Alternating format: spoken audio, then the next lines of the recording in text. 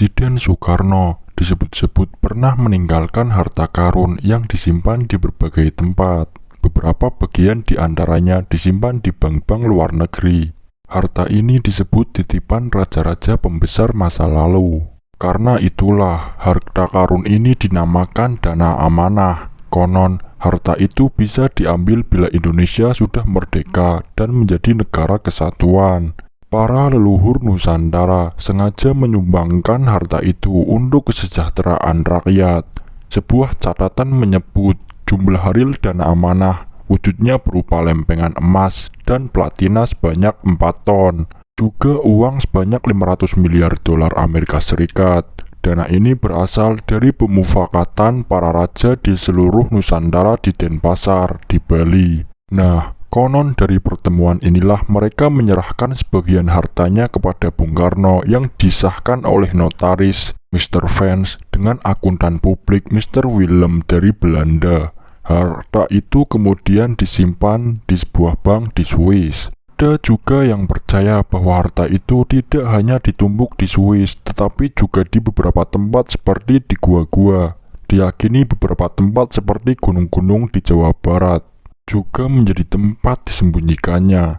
Harta karun titipan raja-raja itu baru boleh dibuka setelah tahun 1996 atau saat keadaan di tanah air sudah memungkinkan. Hanya saja, karena Bung Karno sudah meninggal, maka yang berhak menandatangani dan mengurus harta itu adalah anak-anaknya, tulis Eko Risanto dalam artikel berjudul Tumbal Pemburuan Harta Karun. Penjaga harta amanah Soekarno disebut Pani Sepuh yang terdiri dari 45 orang di barisan paling luar dan lapisan yang lebih dalam lagi berjumlah 17 orang. Kemudian, lapisan yang lebih dalam lagi ada 8 orang penjaga.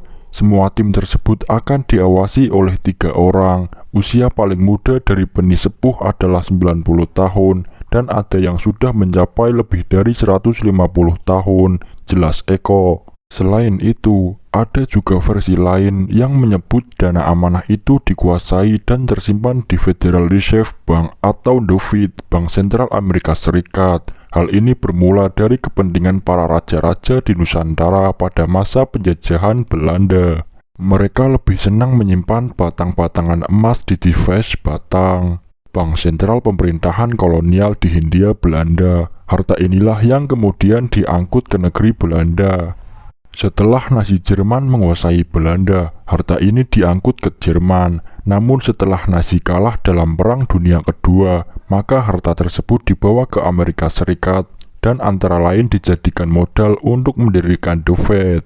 Mendengar kabar buruk tersebut, konon Presiden Soekarno melakukan perundingan dengan para petinggi Amerika Serikat dan di Eropa.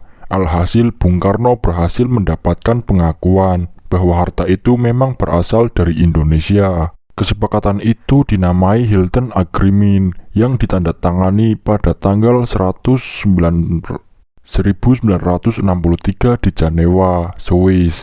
Hanya Bung Karno yang dapat mencairkan harta tersebut, tulis Safari ANS dalam Harta Amanah Soekarno. Keyakinan bahwa kerajaan-kerajaan Nusantara meninggalkan harta karun dalam jumlah yang sangat besar memang muncul sejak lama. Bahkan, bukan hanya orang awam yang meyakininya, ada juga pejabat yang mempercayainya. Pada masa pemerintahan Presiden Megawati Soekarno Putri, misalnya, Menteri Agama Said Akil Husin Al-Munawar menyuruh sejumlah orang melakukan penggalian di situs Batu Tulis Bogor demi mendapatkan harta tersebut. Namun penggalian atas perintah Said mengundang polemik. Sang menteri kemudian dihujat lantaran memimpikan benda pusaka yang tak masuk akal. Beberapa hari sebelumnya, kepada pers dia mengaku berniat menggali pusaka yang dia yakini tak bernilai harganya. Tentunya bentuknya tak jelas betul. Ada yang bilang berupa lentakan emas, seabrek perhiasan tinggalan Prabu Siliwangi. Akan tetapi, Said enggan menyebut wujudnya seperti apa karena sifatnya yang gaib, sehingga harus serba dirahasiakan. Namun sudah bisa ditebak, penggalian ini gagal. Said berdalih ada 4 di antara para penggali itu yang hatinya tidak ikhlas. Mereka, kata Said, bicara tentang pembagian rezeki kalau pusaka ditemukan, sehingga harta karun emas itu menghilang. Usut punya usut, obsesi Said ini dipendam selama 13 tahun. Ketika itu dirinya bertemu dengan seseorang yang mengabarkan tentang harta yang tersimpan di baru tulis. Said lantas mencoba bertemu dengan para kiai untuk mengonfirmasi hal ini. Dari hasil teropong para kiai, kata Said, harta itu memang ada.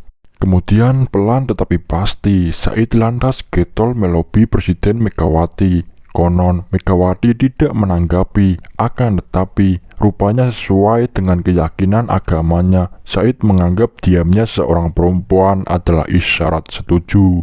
Tetapi Said memang apes, kesalahan ini menyangkut Presiden Megawati. Hal ini jelas fatal karena namanya dicatut. Presiden Mega jelas marah besar dalam sebuah pertemuan yang berlangsung selama 1 jam dengan Said. Sepulang dari ruangan presiden, Pak Said wajahnya muram, jauh dari biasanya yang murah senyum. Kata seorang menteri koleganya yang disadur dari buku Melacak Dana Revolusi, Pengakuan Para Saksi, dan Pemburu Harta Karun Soekarno karya Taufik Adi Susilo. Perburuan yang dilakukan tokoh seperti Said itu termasuk terbuka karena pelaksanaannya diketahui oleh publik. Padahal perburuan yang dilakukan sembunyi-sembunyi justru lebih banyak.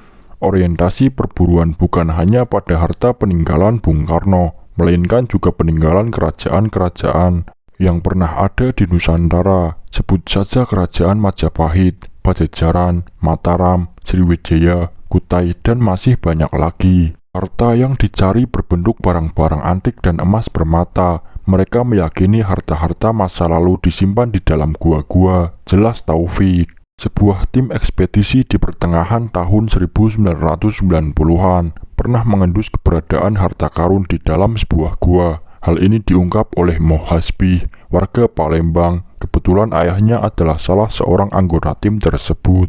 Dan ketika itu, tim yang berjumlah 5 orang sudah menemukan sebuah gua di tengah belantara. Di salah satu ruang dalam gua itu, ditemukan sebuah ranjang tertutup kain sutra. Di atasnya terdapat setumpuk perhiasan aneh, dan ada emas instan, berlian, serta seperangkat benda-benda pusaka. Namun harta itu tak secuil pun boleh dibawa pulang. Larangan itu didasarkan pada sebuah suara gaib ketika mereka berada di mulut gua. Suara itu bersedia memandu mereka menuju tempat tumpukan harta dengan syarat tidak mengusiknya apalagi membawanya pulang. Setelah diperlihatkan keberadaan tumpukan harta itu, mereka berlima bergegas meninggalkan gua. Namun, entah apa yang terjadi sampai di luar gua, jumlah mereka tinggal 4 orang. Salah seorang anggota tim ternyata diam-diam telah lancang mengambil salah satu benda berharga di tempat itu, dan orang itu langsung hilang dari pandangan, tutur Hasbi. Mengendus dan melacak dana amanah ternyata bukan perkara yang mudah, apalagi sampai menemukannya. Sudah bukan rahasia, kegiatan berburu harta karun beresiko besar. Selain nyawa jadi taruhannya, harta benda juga bisa ludes. Pada tanggal tahun 2003, penipuan terjadi di Yogyakarta. Yang menjadi korban adalah seorang sultan dari kerajaan Zulu di Filipina, yaitu Sultan Maulana Jamilul Kiram III dan seorang warga Brunei yang sudah mengeluarkan uang puluhan juta. Mereka tertipu mentah-mentah oleh kelompok Suparman asal Klaten. Mereka dijanjikan akan mendapatkan warisan 10 ton emas lengkap dengan surat-suratnya, namun semua itu palsu. Selain harta dan nyawa, jabatan dan kedudukan pun bisa menjadi tumbal. Buktinya setelah melakukan penggalian harta karun pada akhir 2002, jabatan Menteri Agama Said Aqil Al-Munawar menjadi tercela. Wibawanya sebagai pejabat hancur, bahkan lebih dari itu.